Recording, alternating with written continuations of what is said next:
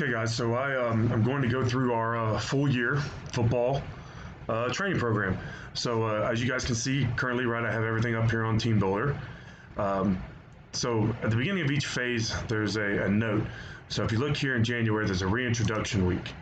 Basically says, the first 3 weeks of the program is an introduction week back to the weight room. It's assuming that all your athletes have done what was asked of you during the previous Christmas vacation. So there'll be no running or percentages given, just reps for this very first section. Okay, this is just, like I said, a reintroduction phase, trying to get kids back in the weight room, trying to get them used to training again. So it kind of saves us and puts us in a situation where we're not necessarily going to have to worry about guys actually hurting themselves, okay, or ladies. So we're going through, have our place warm up, our auxiliary exercises. Okay, so we're working through. Okay, this is going to be a 4-day-a-week program. Okay, so we'll go through everything. Like I said, this is just to kind of really adjust and get training numbers again after a long duration, after a long break. You said the Wednesday is a built-in off week or off day, and then we're rolling through a full week. So this will go through for 2 or 3 weeks. Then we're into our GPP block. Okay, so this is a 4-week block. Now we're going to start reintroducing our running and some more percentage-based lifting based on the previous block of workable training maxes. So we introduce tempo running to build an aerobic base and prepare the tissue for intense linear speed training in the next block. Okay, we're also increasing work capacity and volume in the weight room. So you can see here we're dynamic warm-up, speed prep, tempo running. We're just trying to get some tissue prep built in and trying to get kids back. Like I said, it's February. We're not playing football until August. So understanding that and understanding the process of building up an athlete and preparing them for the long haul is very vital during this program. But still, very basic and simple exercise that any high school weight room or any high school coach can accomplish. Okay. So coming through, again, we're staying with our tempo running, working on speed prep, building some mechanical tendencies and getting kids understanding how to run again and work on proper mechanics, working through the program. So you can see it's really just basically tempo running for this GPP block. But, everybody wants to get out, sprint, and that's great, but you have to have some tissue resiliency. So kids are not getting hurt, pulling hamstrings, groins, hip flexors, adductors left and right. Okay. So we're going to continue to work through this into March. Okay, still. But now, as you can see, we're starting to work in some of our initial speed training and low-level plyometrics. Okay, so now we're at the beginning of March, kind of progressing towards, in some cases, spring football, depending on what state you're in. But just working on our general speed prep, working on some hard starts, just working on some from basically a short to long type method, and very intro level plyometrics. Okay, we're not going over here doing 40 or 50 touches. You can see, okay, we're doing 5 10-yard starts and 6 total touches here. Okay, try not to burn the nervous system out too quickly. Okay, same thing, speed prep, tempo work on Thursday. Okay, and on Friday we're just lifting. So now you can see during the second phase, if we go back up to the start here, tempo work. 1 day of dedicated speed training, off day, another day of tempo work.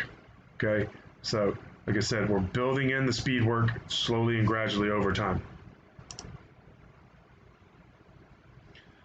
Okay, so continuing through this into the end of March. Now we're into our April phase.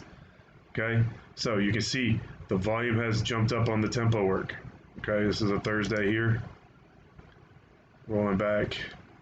So like I said, tempo work is up to 18 reps. Okay, as we progress down through April, okay, we're seeing this thing continue to work its way up. Okay, going into now, we're starting to increase the intensity, right? Now we're doing 60 yards here, plus another 60, so we're up to 120 yards, plus doing some top end high velocity work, plus some more plyometrics. So the thing is building itself out to prepare the kids to actually fully sprint, play football, be ready to do what they're supposed to be doing. Okay, continue, like I said, another tempo run day. Okay, and then just a straight lifting day on Friday. So this normal week during this GPP phase, what we're looking at, or this preparedness phase, okay, we're working out a tempo day on Monday, a speed plyometric day, okay, off day, tempo day, and then just weight room day. Okay, that's kind of where we are in April. So we're 4 months roughly in our 4th month, and we're starting to build in some volume and building some change of direction here. Okay, but the biggest thing is building the aerobic base, right? That's the biggest point for right now. Okay, we're not in the summertime yet. We're not in the the camp season yet. So we're just trying to build up these kids to get them ready so there are no issues when we work through the rest of the summer. Okay. Now we're down here into our May program. Okay. So same thing, tempo run. Okay. We're still speed prepping. We're still working on building up the intensity in terms of the high end velocity work. Okay. Still in our tempo runs there on Thursday. Okay. So we're still on this 1 day of top end sprinting, but we're still sprinting. Okay. And you also have to look at the age of these kids. Okay. It's a little bit different in terms of where we're really trying to go. Let's get down into our summer. We get into our summer program. Okay, so when we get to the end of May, that's going to be the end of our quote unquote our off season period. Okay, so we're working to a technical max. I have to always make sure that I reiterate that. Technical maxes are a lot easier to train off of. Can they squeeze out another maybe 5 or 10 pounds? Absolutely, most of these kids will be able to because they're so young. But we would much rather it be a time where we're getting great work and great numbers to train off of. Okay, so here's our workouts. Other things that can be tested at your discretion. Okay, so we're testing the main list, we're testing the bench, we're testing the squat, we're testing the power clean. We can also test vertical jump, broad jump, and the 10, 20-yard sprint. You know, it's if you have the capabilities to do so, I would do that. But this is just giving you as a coach an opportunity to understand what we're doing here. Okay. So rolling through, and you can see at the end of these, there's still some training that you can do. We're not just going to do one lift and go. You have kids that get done early, they can continue to train and get some extra work in. Thursday there is no testing. Like I said, if that's a day you want to test your jumps or test your short sprints, your 10s and your 20s, that's a great time to do so. And the same thing on Friday. You know, we're hitting a little bit of a clean technique work here, and then we're popping into the back squat. So the end of May is an off week prior to summer training. So this is a complete dead off week, giving the kids a little time for their bodies to bounce back before we get into our summer training. Okay, so again, continue to keep the tempo runs in. Like I said, it's a great way to build a aerobic base. It's a way for you to see where kids are when they come off a break, but it's also a way to just make sure they're maintaining some aerobic capacity. Okay, so now we're in the summertime. Okay, so hard starts, our change of direction starts coming in a little more in terms of our plyometrics. Same thing, Wednesday is an off day. Now we get into our summer. Okay, our Thursday is another tempo day. Okay, with a lot of a push-pull upper body variation. As you can see, most of these are it's going to be an upper-lower split. And then Friday we're going to finish with more of some speed work day, more top end, high-end velocity training, and more change of direction. So Friday's a big day, right? We're working it for the summer to be like one of our more highly intense days because the kids are going to have some time off on the back end. Okay, so same thing here as we look in. We got our plays, our dynamic warm up, our speed improvement drills. Okay, and these happen every day. We have to do them. You have to continue to train proper movement patterns. Continuing with our tempo work, but you can see the lifting is a little more intricate. A lot more of our change of direction and speed. And like I said, the same thing. That thing's going to go short to long or progress out just like anything else. Okay. So that's going to be our typical setup for the summertime. We're still gonna clean. We're still gonna do our Olympic variations. We're gonna squat. We're gonna hinge. We're gonna do all the basic movement patterns. And like I said, a lot of these exercises are up for debate and up for change. If you want it, this is just a great template to kind of get you going.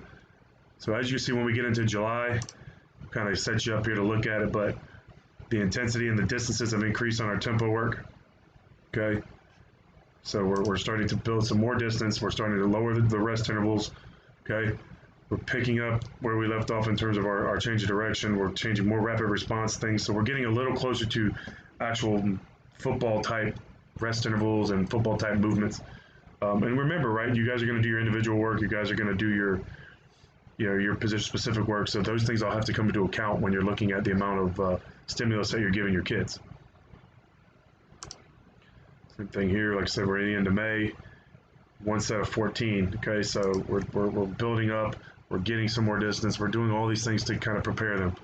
Okay, more high-end sprinting, 15-yard zone as opposed to a 10-yard zone.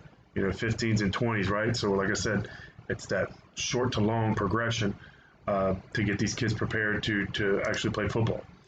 The biggest thing I've noticed in all my years is the only way to really be prepared to play football is to play football.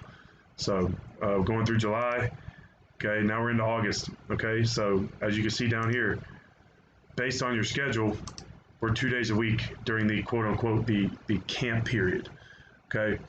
So a couple things you notice, right? We're clean pulling, we're taking the hands out of it, so we're trying to save the wrists, save the elbows after they start getting banged around. But it's a very condensed type of training, okay? High intensity, lower in volume, okay? And like I said, you get a little more volume here with your arm work and some of the bodybuilding type stuff.